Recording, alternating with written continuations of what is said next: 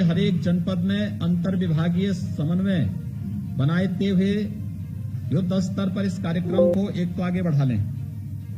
दूसरा, हम लोग इस बात को नोट करें, सर्विलांस जितना आपका मजबूत होगा, आपने जैसे इंसेफ्लाइटिस में 108 की 75% एम्बुलेंस डेडिकेट कर दी थी कोविड-19 के लिए, वैसे ही आप लोगों का प्रयास होना चाहिए कि 102 बच्चे और महिलाओं के लिए उपयोग हो और हर एक जगह इसकी जानकारी होनी चाहिए।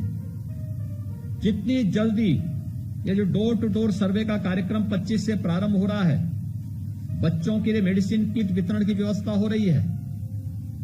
सभी प्रभारी माननीय मंत्रियों के साथ बातचीत करते हुए, जनप्रतिनिधियों, माननीय सांसद, माननीय विधायकों के साथ संवाद बनाते हुए हर एक विधानसभा स्तर पर कार्यक्रम हो और ये मेडिसिन किट घर घर पहुंचाने की व्यवस्था जरूर की जाए। हर लक्षण युक्त व्यक्ति को मेडिसिन किट उपलब्ध करवाने में आप योगदान दिलवा दें।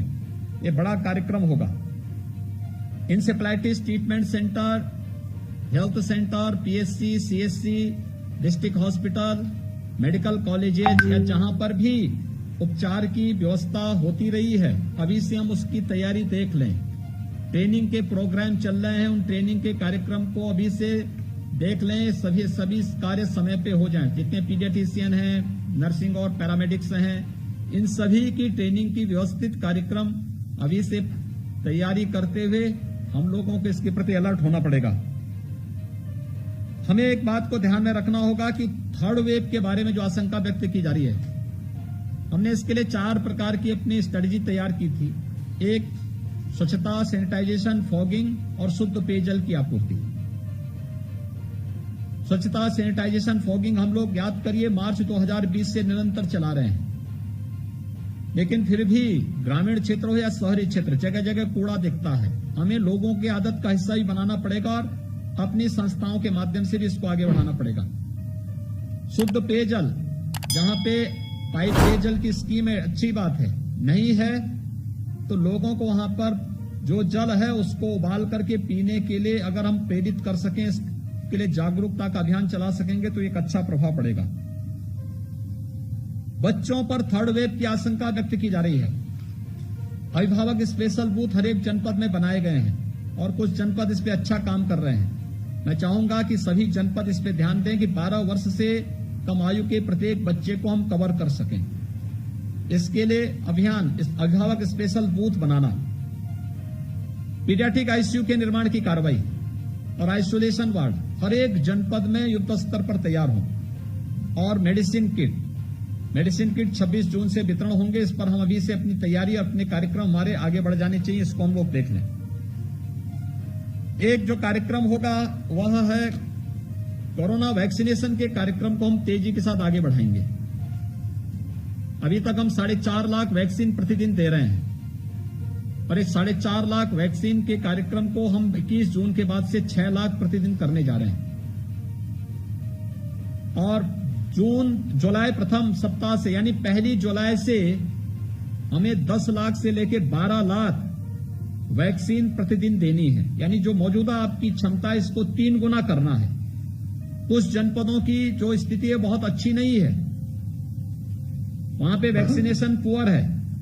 मेरा आग्रह होगा कि आपका जनपद पिछड़ न पाए। देखिए, हम एक प्रतिस्पर्धा करेंगे और एक विशेष पुरस्कार देंगे। कौन जनपद पहला कोरोना मुक्त हो रहा है, कौन ऐसा जनपद होगा जिसमें एक भी एक्टिव केस नहीं है और 1 सप्ताह तक कोई भी एक्टिव केस नहीं होगा, वो जनपद स्वास्थ्य विभाग के द्वारा शासन से विशेष रूप से पुरस्कृत होगा।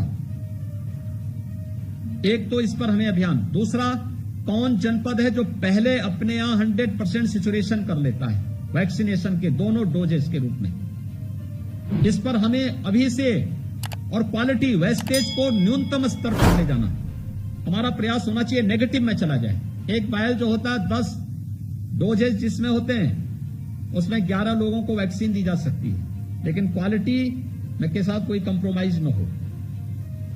कुछ जगह शिकायतें मिली थी पिछले दिनों कि वैक्सीन के नाम पर केवल वेस्टेज, उसको जो वैक्सीन के नाम पे केवल सुई चुभाई जा रही थी, वैक्सीन नहीं दिया जा रहा था और फेंक दिया जा रहा था। ऐसी शरारत कहीं न होने पाए, इसलिए अच्छे सक्षम और ट्रेंड मैन पावर, इसीलिए हमने कहा था कि नर्सिंग की जीएनएम 3rd ईयर और 4th ईयर की जितनी भी प्रशिक्षु होंगी, बीएससी 3rd ईयर और 4th ईयर की जो प्रशिक्षु होंगी, उनकी भी ट्रेनिंग दे करके उनको भी हम लोग इस अभियान के साथ जोड़ सकते हैं। एक बड़ा कार्यक्रम होगा। इस कार्यक्रम को हम लोगों को कोरोना को नियंत्रित करने के साथ हमें इस कार्यक्रम को भी आगे बढ़ाना पड़ेगा। वैक्सीनेशन के कार्यक्रम को बृहद अभियान चलेगा।